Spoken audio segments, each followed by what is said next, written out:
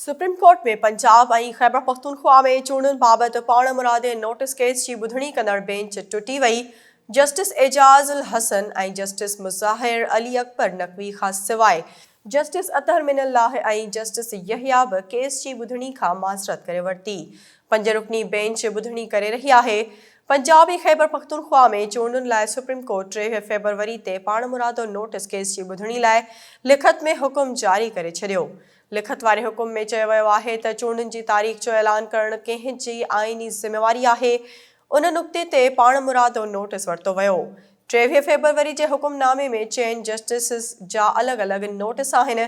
Justice Mandokhel, justice Yahya Afridi, justice Mansoor ऐं justice Athar Minallah जा note आहिनि। जस्टिस मंसूर अली शाह नोट लिखियो आहे त बेंच में 2 सीनियर जज शामिल न कया विया आहिनि। अदलिया ते अवाम जो एतमाद बरक़रार रखण लाइ उन जी शफ़ाफ़ियत खे बरक़रार रखणु ज़रूरी आहे। जॾहिं त जस्टिस एजाज़ उल हसन ऐं जस्टिस मुज़ाहिर अली अकबर नक़वी खां सवाइ जस्टिस अतहर मिनल्लाह ऐं जस्टिस यहिया बि केस जी ॿुधणी खां माज़रत करे वरिती आहे। सुप्रीम कोर्ट जी 9 रुकनी बेंच टुटण खां पोइ 5 रुकनी बेंच पाण मुरादो नोटिस केस जी ॿुधणी शुरू कई। 5 रुकनी बेंच में chief justice of Pakistan Umar Ata Bandial, justice Mansoor Ali Shah, justice Munib Akhtar, justice Jamal Khan Mandokhail ऐं जस्टिस मोहम्मद अली मज़हर शामिल आहिनि। चीफ जस्टिस ऑफ पाकिस्तान चयो त चइनि मेंबरनि पाण खे बेंच खां धार करे वरितो आहे। अदालत आइन जी तशरीह लाइ ॿुधणी जारी रखंदी। आइन जेको चवे थो उहो ताबीर ते छॾियल आहे।